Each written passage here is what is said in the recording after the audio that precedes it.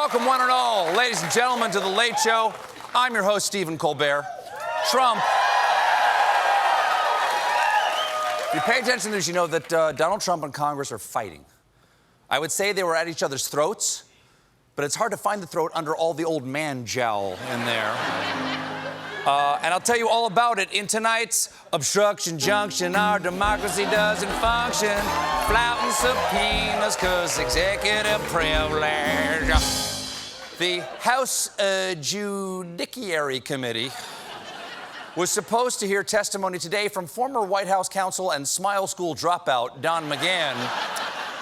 They wanted to ask McGahn about the section of the Mueller report where McGahn says Trump tried to obstruct justice. And it's a large section. But last night, the White House blocked McGahn from testifying to Congress. So they don't get to ask about obstruction because the alleged obstructor obstructed the witness to his obstructing. It's like calling a witness in a murder trial and the murderer standing up and saying, "Your Honor, this man can't testify. I just murdered him.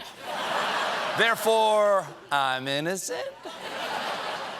Now, in yesterday's Chopper Talk, Trump explained that keeping McGahn from testifying is not about Trump. Why are you asking Don McGahn to decide on the rest of the subpoena? Well, as I understand it, they're doing that for the office of the presidency for future presidents. That is optimistic. He thinks there will be future presidents.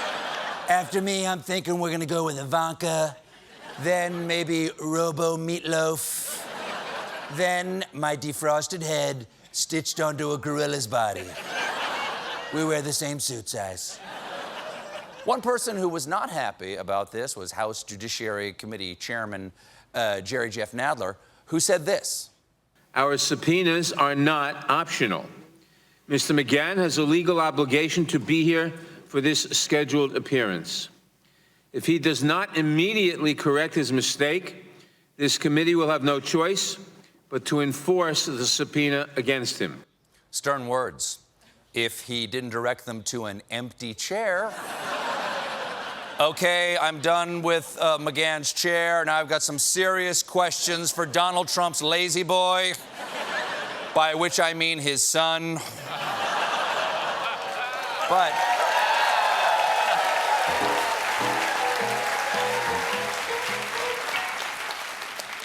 But there is a little good news on the obstruction front. Congress subpoenaed Trump's accounting firm for Trump's financial records, and Trump sued his own accountants to keep them from turning anything over to Congress. But yesterday, a federal judge upheld the subpoena.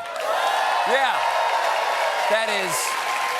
that's big. Come on now. That's huge. Let's get it. We are finally getting his financial records, and I have a strong feeling that we're going to find out that the whole time, Eric was just a shell corporation.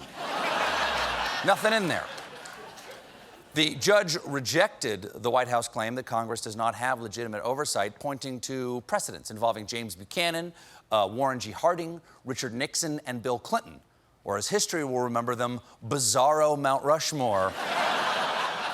The judge wrote in his decision, "This court is not prepared to roll back the tide of history, not even to 2015. Just roll it back a little and they'll never ask for anything again."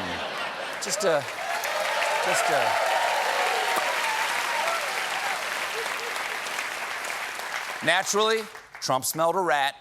We disagree with that ruling. It's crazy. It's totally the wrong decision by, obviously, an Obama-appointed judge. You can't trust an Obama-appointed judge.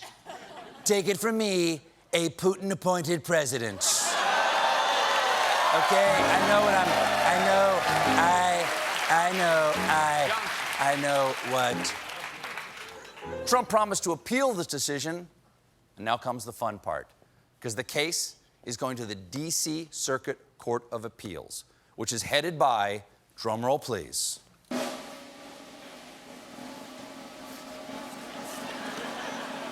Judge Merrick Garland.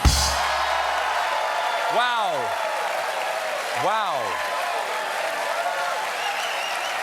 I didn't know it was going to be in there. This envelope has been in my pocket for 3 years. Yes, it's Merrick Garland, which brings me to my new segment, Oh, Snap! With the glove. No one knew that. No one knew that. Merrick Garland is the judge Obama nominated to the Supreme Court in 2016, only to have his appointment shot down by Mitch McConnell. Now, that guy's court gets to rule on Trump's financial records.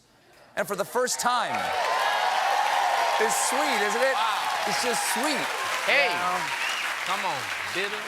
Now, for the first time since 2016, he can wake up and say, it's a good day to be Merrick Garland. Oh, and brace yourself, Senator McConnell, because payback's a Mitch. Of course. Oh, my goodness. I'm sure he'll be even-handed. Of course, Trump's got to be worried about the 2020 election because his own polling shows he trails Joe Biden in Pennsylvania, Wisconsin, and Michigan. Trump won each of those states by less than 1% in 2016. If he can't catch up, he might have to do something desperate, like trying to appeal to California. What up, Cali? I'm hella down for whatevs. Let's hit the beach, eat fish tacos, skateboard down a sequoia. I don't know. Shaka, brah. But Trump's not giving up on the Rust Belt just yet. Last night he held a rally in Pennsylvania with the unifying message of, I hate Joe Biden and so should you. Don't forget, Biden deserted you. He's not from Pennsylvania. I guess he was born here, but he left you, folks. He left you for another state. He left you for another state, and he didn't take care of you because he didn't take care of your jobs. Trump is technically correct. Joe Biden ditched his home state of Pennsylvania when he was 10 years old. What's the matter, Joe? Too busy losing the last of your baby teeth to save Pennsylvania's textile factories? Come on. Trump also took aim at another enemy, light. You know, I thought that was the sun in my eyes. It's these stupid lights, these people. I mean, what are they doing?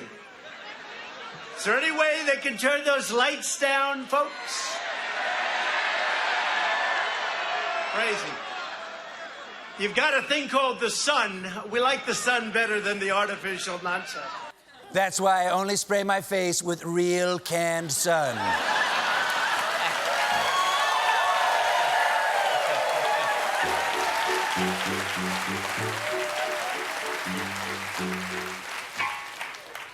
The rally was a festive event. People even came in costume, and Trump invited one of them up on stage. Get him up here. Come on. Look at this guy.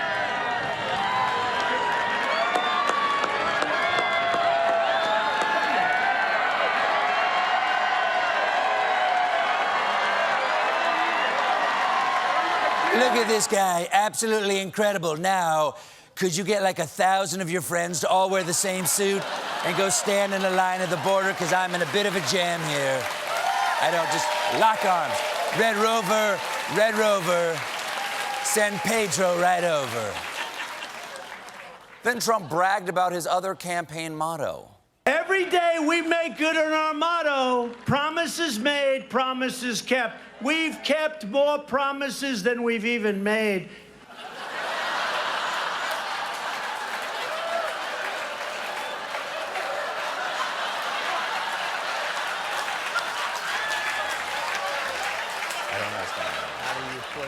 A promise that you didn't make, but kept, is just a thing that happened.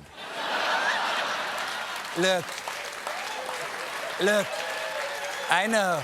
I never promised that Avengers Endgame was going to be a hit. But now that it is, promise kept. You're welcome. You're welcome, Marvel. Thankfully, one member of the Trump administration actually did show up in Congress today. Secretary of Housing and Urban Development and Sleepy Time T-Bear, Ben Carson. What we really learned from Carson today is that in 2 years, he has learned nothing about his own agency, especially the Office of Minority Women Inclusion, or OMWI. Are you familiar with OMWI and what it is? With who? OMWI. Amway? OMWI. Come on, Mr. Secretary. Now, I asked you this when you were here last year, and you asked me to be nice to you, and you turned to your staff, we, and you have an we director. And we wrote you a letter about it, and we. Remember, we pinned a note to your suit about we. The note also said, hello, my name is Ben, and I am lost, and I am unqualified for my job. The Secretary of Housing and Urban Development also did not know about bank-owned foreclosed real estate, also known as REOs. I'd also like you to get back to me, if you don't mind, to explain the disparity in REO rates. Do you know what an REO is? An Oreo? No, not an Oreo. Oh, my.